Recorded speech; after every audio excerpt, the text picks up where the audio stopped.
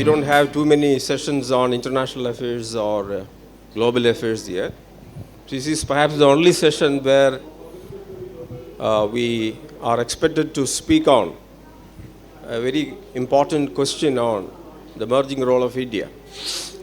Actually, the title of this session is a bit confusing on, because the major title is Uneasy Peace, and subsequently we have India, Global South and G20.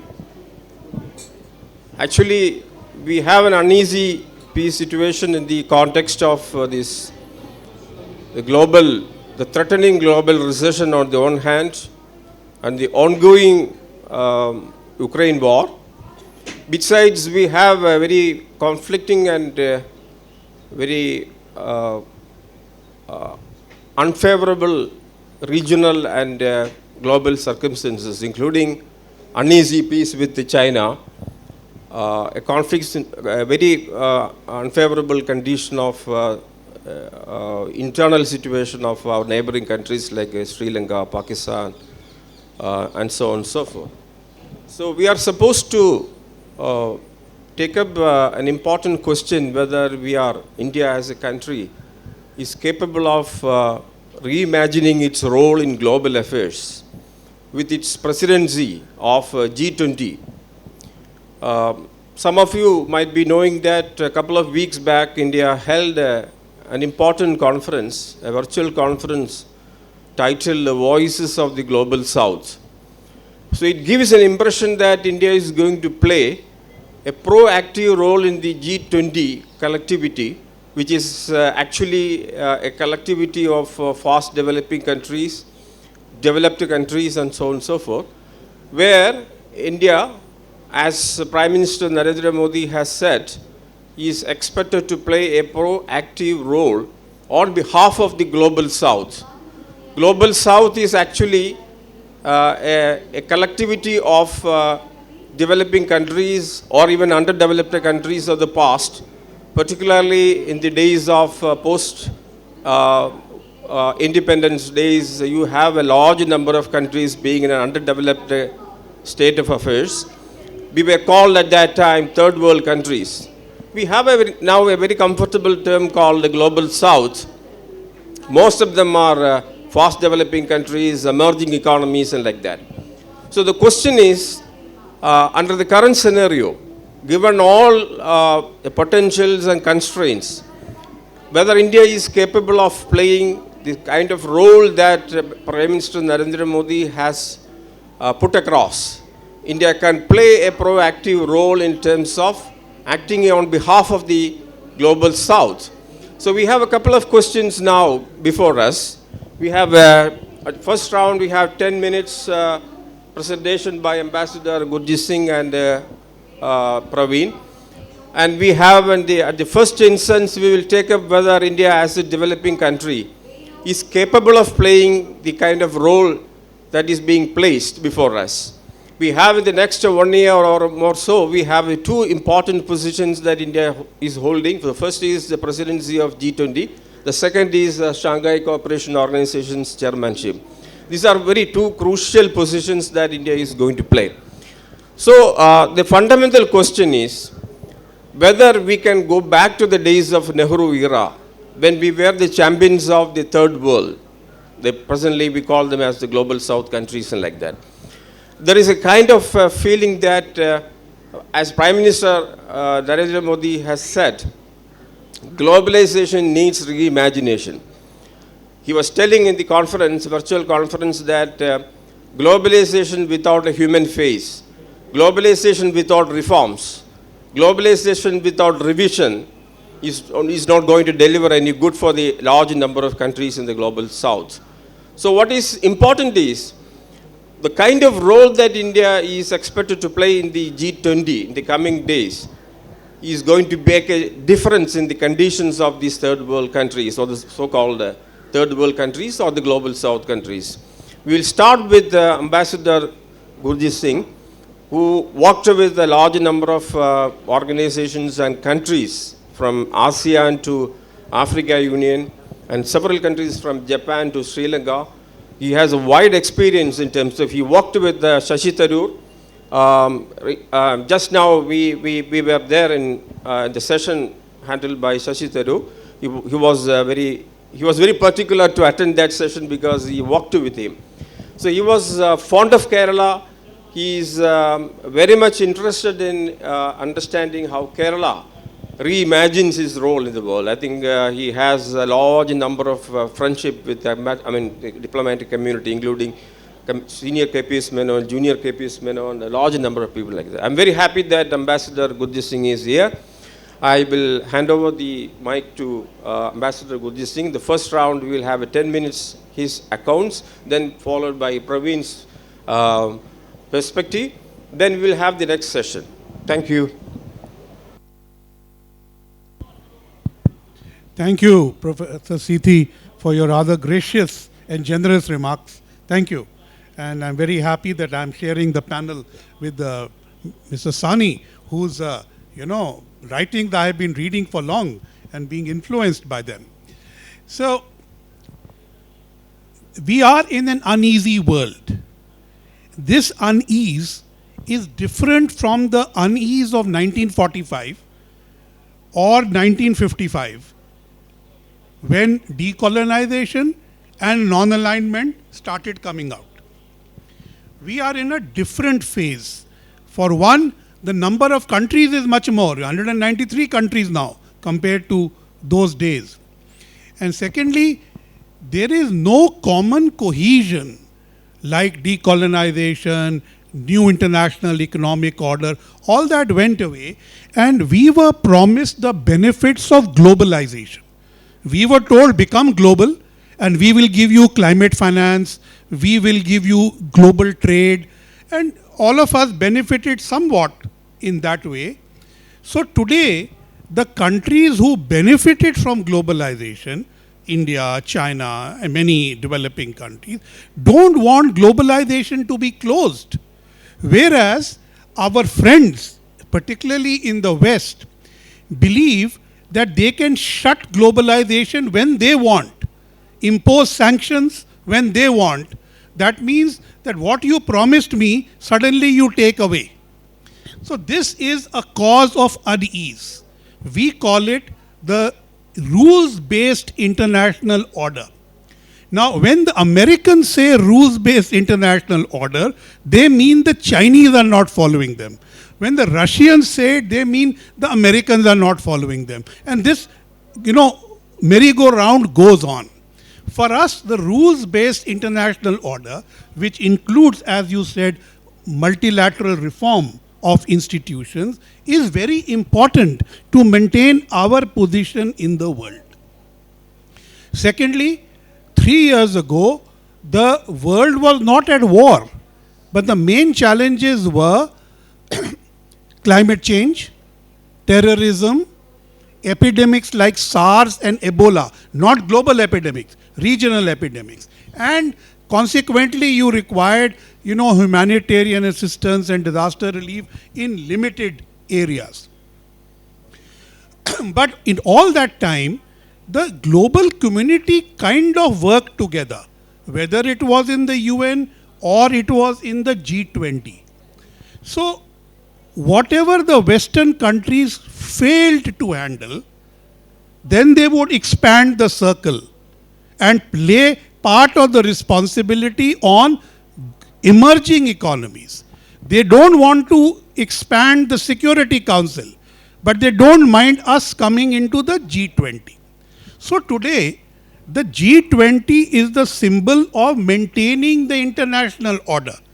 From 2008, when it was an economic institution, to today, it has become a global institution with political, economic, and all aspects dealing with it. Just as the way the big powers made sure that the UN stopped functioning, today they are trying to sabotage the G20. The big power rivalry has come back in a big way, and that is not good for the developing countries, including India.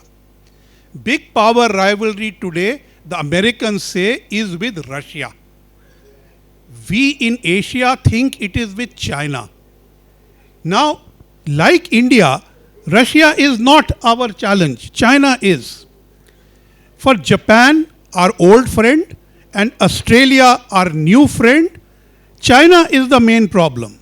But because the Americans say Russia, Russia, Russia, they are all saying Russia, Russia, Russia. And today, had it not been for the balloons in Montana, the Americans would have tried to make up with China. Where does that leave you? So, Professor mentioned non-alignment. Now, today it is not non-alignment. Non-alignment was a movement. Today there is no movement. Today every country wants their own strategic autonomy. India wants, ASEAN wants, African country wants, but the goals are not the same. We all want development, we all want benefit of globalization, we all want counter-terrorism, we don't want cybercrime, we don't want illegal migration, and we want to make sure that food and fuel are not denied to us. But instead of giving us an egalitarian world, the big powers are trying to divide us again. And that is a cause for unease. Now, why is G20 today important?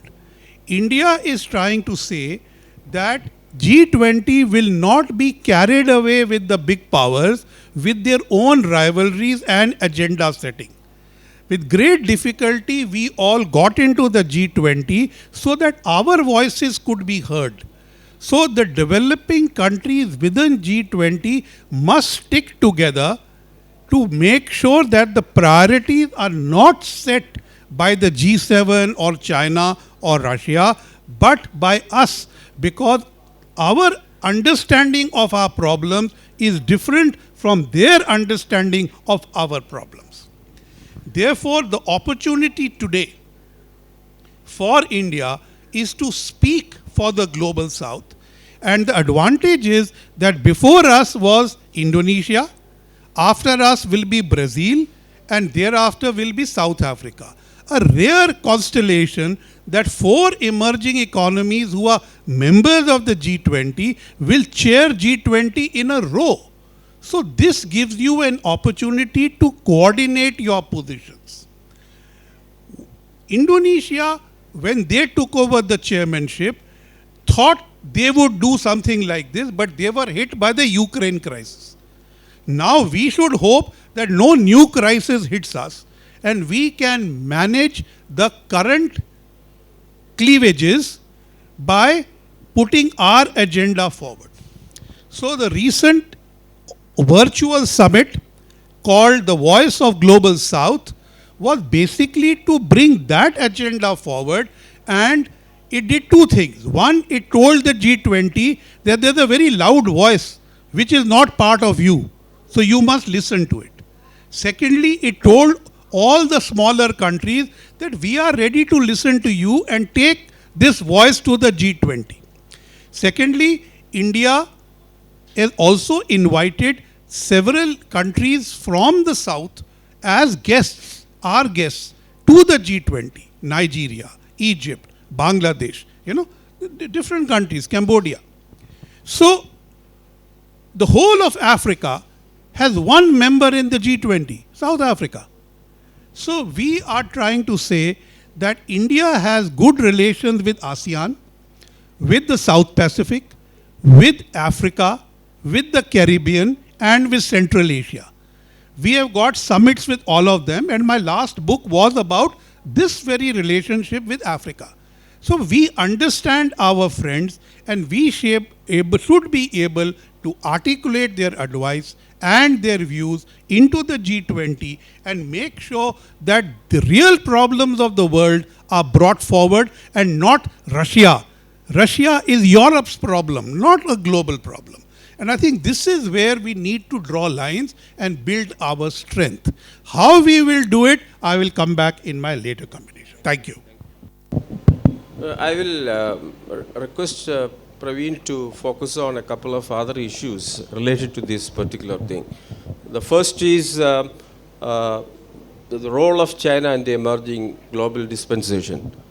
Whether India as a global south country can play the kind of role that is expected through this G20, given the kind of uneasy peace with China. This is a factor that we have to keep in mind, because China is, as I understand that Professor Pravin may not be agreeing with me that we have a competitor. Rather, you may look at it as a rival in the global south. So please reflect on that particular aspect also. Thank you. Am I audible? Yeah. So first of all, I want to thank Mathrubhumi for inviting me, and I want to heartily thank the 12 people who are sitting here, because at least it gives me a bit of confidence that all right, the audience is there. Now the subject is slightly complex. I'll try and simplify it. India, as you know, now has the presidency of G20. And Foreign Minister Jaishankar has repeatedly said that India wants to be the voice of the global south. Now there is a background to this, which I will explain, because it is absolutely critical to know the background. But the bottom line, what we are getting at through G20, as well as by talking about being the voice or the leader of global south, is competitive geopolitics with China, and this is a dangerous game. Now the background. The background is, Jaishankar repeatedly says that normalcy with China can only come if there is normalcy on the border. We've heard it so many times, he say that. Now the issue here is, please go back to 15th of June when Galwan happened. When Galwan happened, we had the casualties which we reflected, because you cannot hide your casualties. But the prisoners of war which were taken were much more than what was reported in the media. And obviously there was panic in Delhi on this, which is why there was a reason 4 days later, on 19th of June 2020, Prime Minister Modi himself said, koi aaya nahi hai, koi andara, so nobody has come on our territory. Whereas now we know, the media has said something like 2,000 square kilometers of Indian territory is actually under the control of the Chinese, but this is what the Prime Minister said. When the Prime Minister says a thing like this, what does it mean for China? It means two things. One, that at the highest level, you have thrown in the towel. This is what I call cognitive defeat at the highest level, strategic level. The second thing, what was very clear to China is, without a shot being fired, Prime Minister Modi's government had accepted their 1959 claim line. And hence now the next thing was how to have normalcy. And this is precisely what the government of India wanted, and this is where the Russians stepped in to help us. So, a joint statement was signed on September 10th, 2020, between China and India, signed by Jaishankar, his counterpart Wang Yi, in Moscow, under on the sidelines of the Shanghai Cooperation Organization, under the umbrella of the RIC, Russia, India, China, this grouping. It was signed. Now this is heavily skewed in favor of China, for the simple reason that India had already accepted that, all right, 59, because we don't want any war. This was actually indicated at the highest level. It is highly skewed. So obviously the government in Delhi was not happy about it. So what does the government do?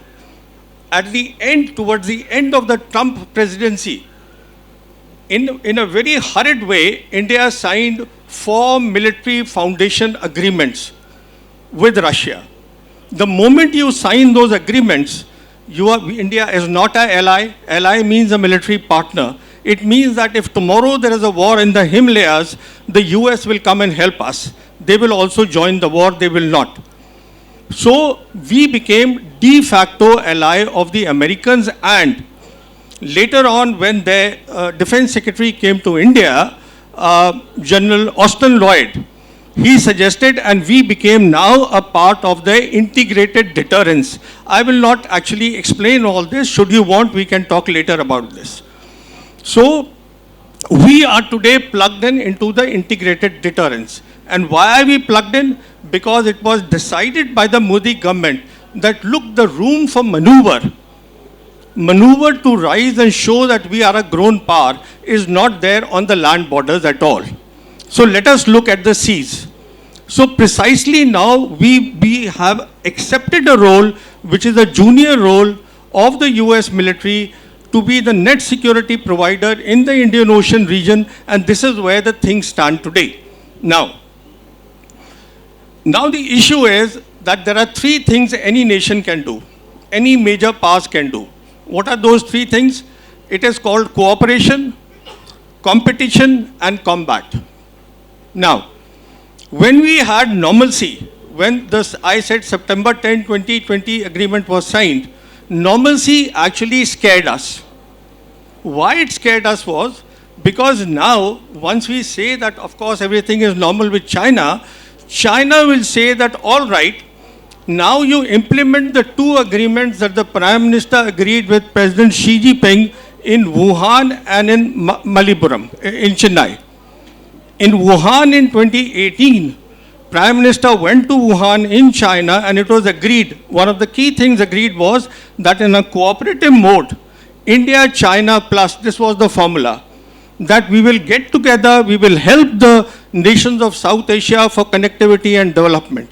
The problem here was China is known, is the number one country insofar as infrastructure development is concerned, and it has deep pockets.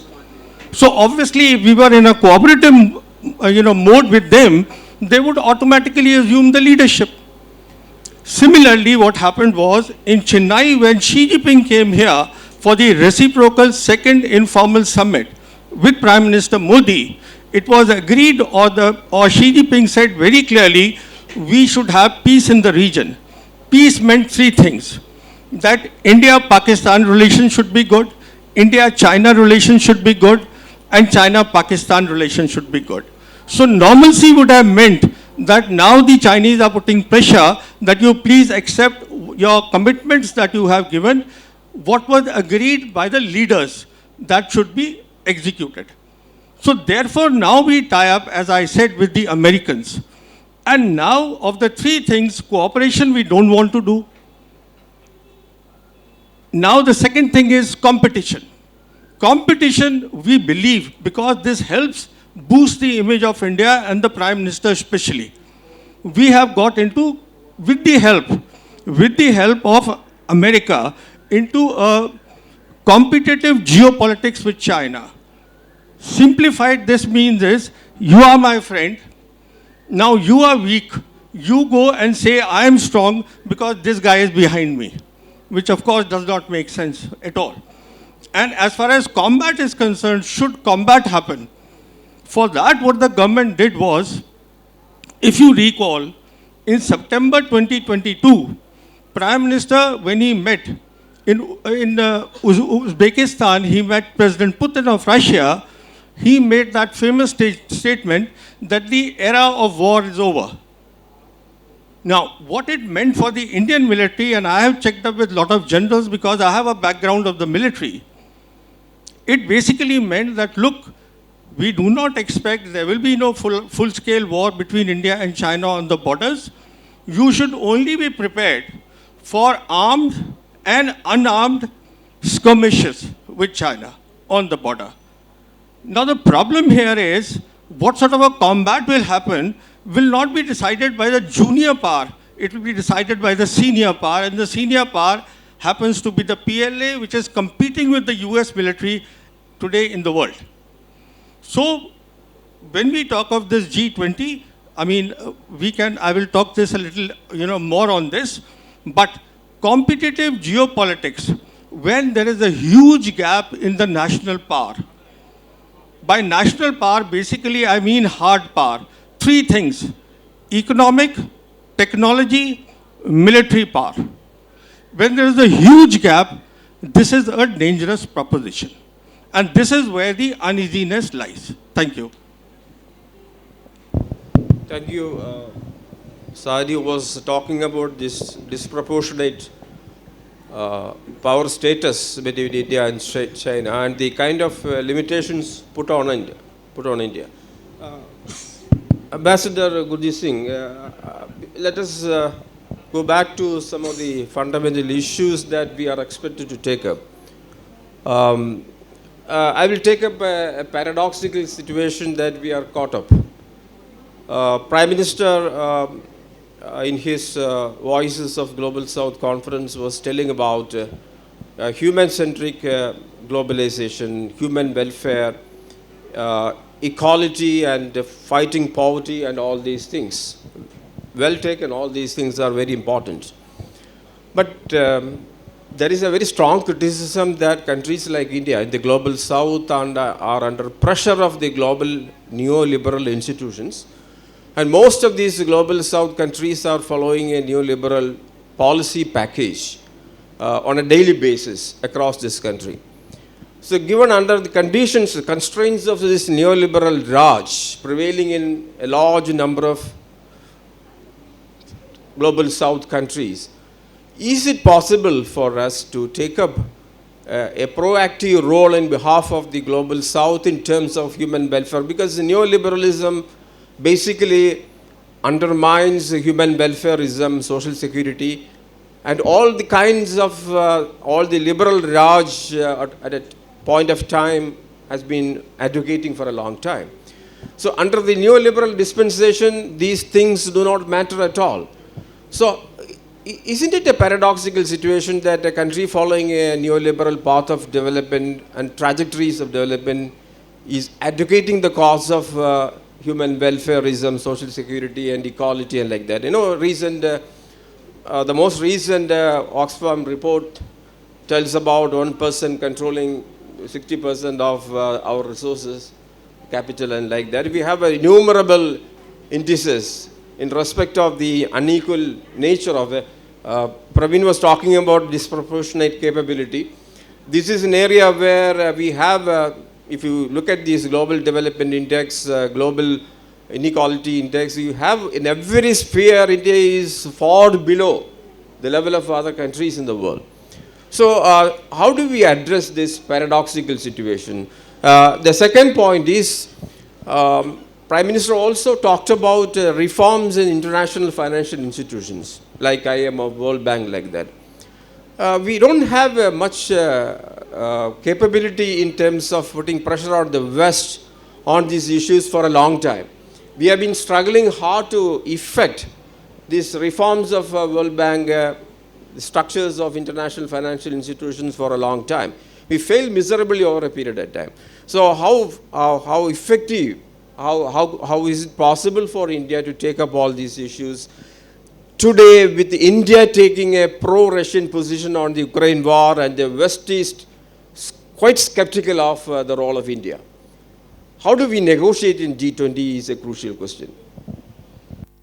Thank you.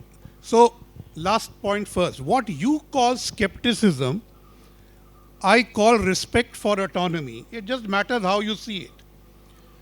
No country in the world today is fully free to do what it wants. Everybody has to do it along with somebody and under constraints.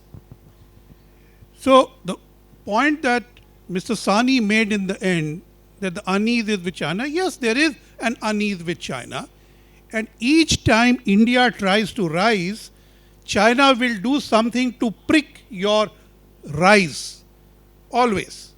So we should be prepared that during our G20 year, China will be up to various actions to show that we are not as powerful as we say we are. The fact that there is a disparity in power does not need evidence. It is there.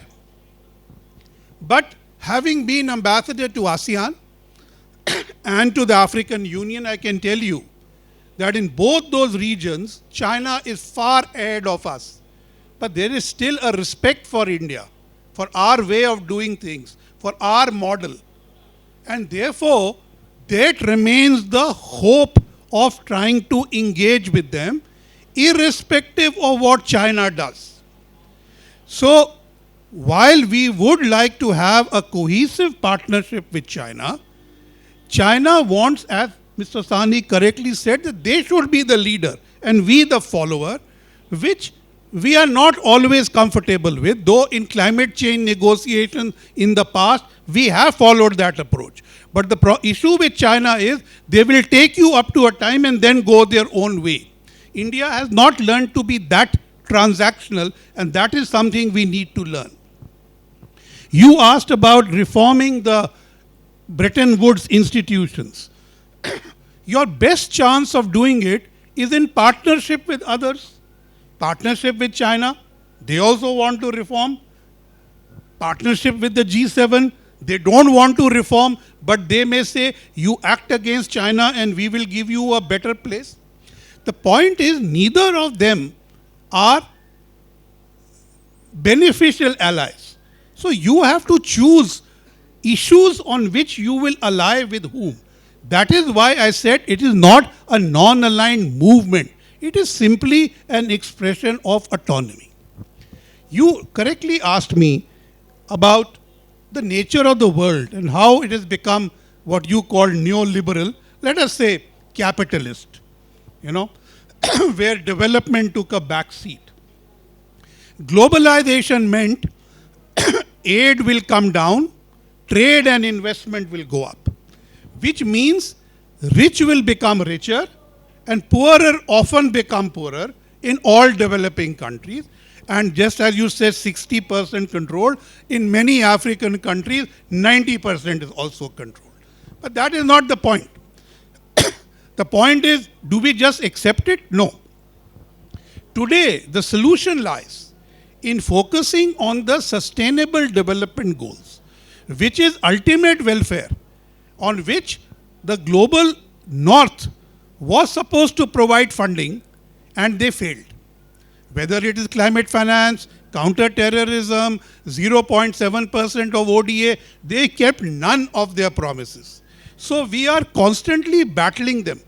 Even in the last conference of parties of climate change, we said you are not doing enough, but we agreed to new programs whose funding we don't know where it will come from. So you don't give up in diplomacy. You keep trying and you make alliances where feasible. But there are two things here that I would like to say. The sustainable development goals, if we implement them, will bring benefit to the people of the global south. How do we do this now? One way is there is something called trilateral cooperation, and it is now becoming more and more fashionable, which means India plus a country of the G7, a country, not the whole, works together in the Indo-Pacific or in Africa or in Latin America. So India and Germany have started capacity building programs in several small ankur, green shoots. India and the UK have set up an impact investment joint fund to be managed by SBI caps. Small, but helping. Impact investment is important because it moves from philanthropy, charity, to investing in business which will achieve SDGs. So you must have a business plan, you must have ideas. This is beyond startups. It is achieving the SDGs, which is therefore, when you do it alone, it's called social entrepreneurship. When you do it as a movement, it's called impact investment. So many G7 countries and their donor agencies are impressed with the Indian model of development cooperation that they want to come and work with us, saying, we will fund you, let's go together and work in the global south, particularly in the Indo-Pacific, strategically important, and Africa, also strategically important. So we are talking to the EU, we are talking to the Americans and France. It requires a lot of coordination. But I have been saying that there is no point in always crying over spilt milk. There is no point saying that the G7 never fulfill their promises. It's just like China. For us, both are equally good or equally bad, depending on the issue and the situation. We have to live with both and make the best of both. Both are challenges to us. So, what should we do? I believe that India should lead a small fund called the Self-Help Group of the Global South and get Indonesia, Brazil and South Africa to contribute to it. Already there is an IPSA fund. India, Brazil, South Africa have a fund which they use for other developing countries. Now let's make it bigger. Get Indonesia, get Nigeria, Egypt, UAE. There are so many developing countries who are members of the G20. Let China and the G7 contribute, but they should not control the priorities. Priorities should be set by us. And that is where India should take the lead. You know, there is something called the Asia Infrastructure and Investment Bank, which China set up, all of us joined. But China controls it very tightly and its agenda. We should ignore it and set up our own benign bank, which will look at the developing countries and try and achieve the SDGs for them. If you want to do big infrastructure projects to challenge China, then you have to work with the EU and Japan under the connectivity project. Not easy. But before I conclude, I must say, nobody's pockets are so deep that you can tackle everybody's problems. And today, China is not able to fund the BRI anymore. The Chinese foreign minister made his January New Year safari to Africa. 5 countries, not a single new project, not one new yuan was promised. China also has limitations. Let us not believe that China is going to dominate us. China is stronger than us. Yes, let's recognize it and learn to deal with them. But we do not give up our own constituency of the Global South. And China has said that what India did for the Global South, they agree with. That's all. Thank you. Sawhney, there is another dimension of this discussion, which is related to the impending recession. There is already a kind of prognosis that in the next 2 years, most of these countries in the global south and the global north will be under pressure of very sharp decline in production and also the GDP decline and everything like that. We have projections from IMF and several world banks like that. Anticipating all these countries, many of these the first world countries, global north countries, have started skewing their job opportunities. You know, many thousands of Indians have lost jobs. Amazon, Microsoft, Google, and all, they have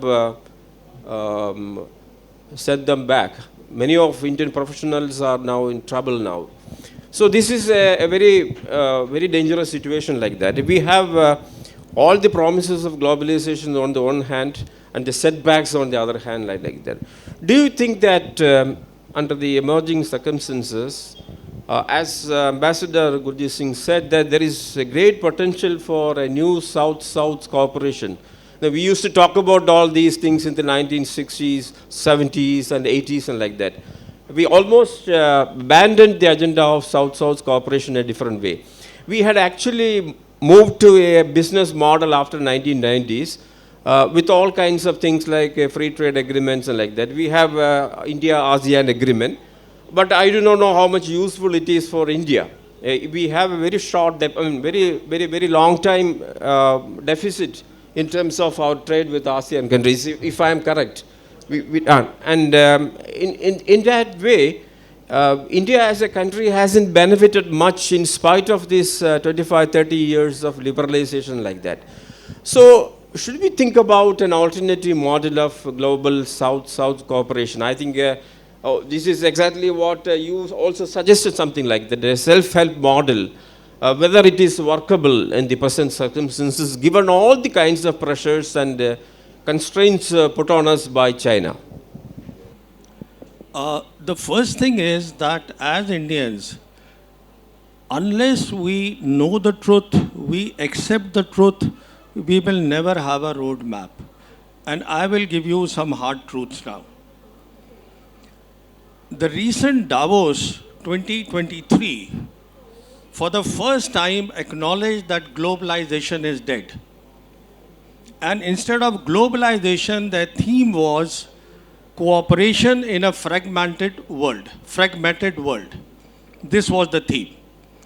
So, we know there is a tech war going on. We know the supply chains are being disrupted. So, all this disruption is going on. Now, point number 2, about the Belt and Road Initiative. All these things are connected. I will connect the dots for you. Point number 2 is about the Belt and Road Initiative. Belt and Road Initiative was in 2 parts. The first part, which was started by Xi Jinping in 2013, was about infrastructure. That part is over. The second part, perhaps in the next 2 months, they will announce, Chinese will announce the third BRI forum in Beijing. Now, we are moving into the third and the fourth industrial revolution, where the Chinese have a lead, which is why Davos people are talking of cooperation in a fragmented world. Now, what is the lead? In the third and the fourth, we are talking about hard and soft cyberspace connectivity. We are talking of an entirely different thing. We are talking about internet connectivity. We are talking about industrial internets. And this is why the Chinese in 2020, they came up with a dual circulation policy, which is basically now they want to experiment all these things first. Within their country, they want to create a bigger middle class and at the same time experiment with that, all these things about the third and the fourth industrial revolution, which concern artificial intelligence and data. And then they will transport all that to the BRI nation. Today, there are 130 BRI nations which are on board, and only 2 nations, India and America, have been saying that, look, there is a debt trap, there is a debt trap. You see, no other nation has spoken of a debt trap.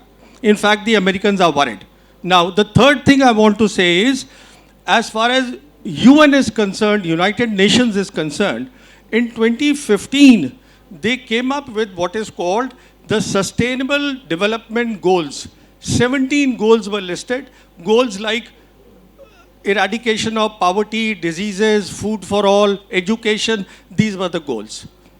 And then it was realized that 15 of the Sustainable Development Goals of China actually matched the goals of the UN, which is why in the UN, BRI, which is seen as a vehicle, has officially been noted there as one of the things that China can do.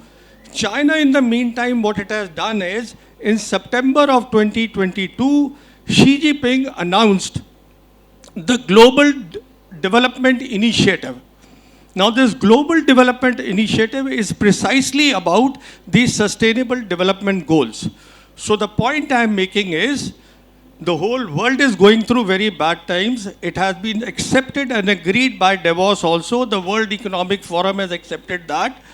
And at the same time, the IMF projections which have come, they have spoken of India doing better and China doing better. And remember, given the disparity and the GDPs between the two countries, if China does a little better, it is huge better than if India does that so much better.